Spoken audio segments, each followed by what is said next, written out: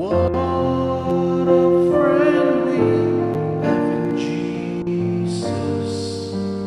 All our sins and griefs to bear.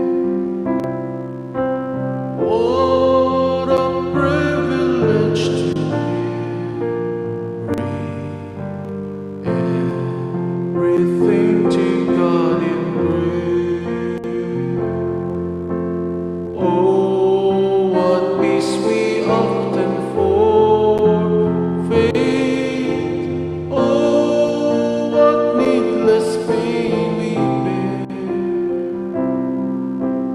All because we do not carry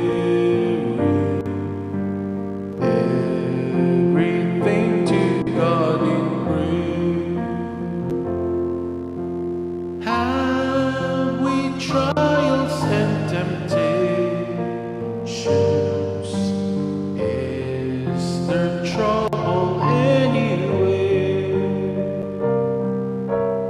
We should never be discouraged.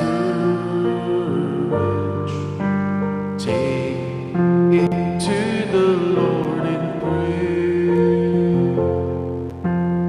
Can we find a friend so faithful?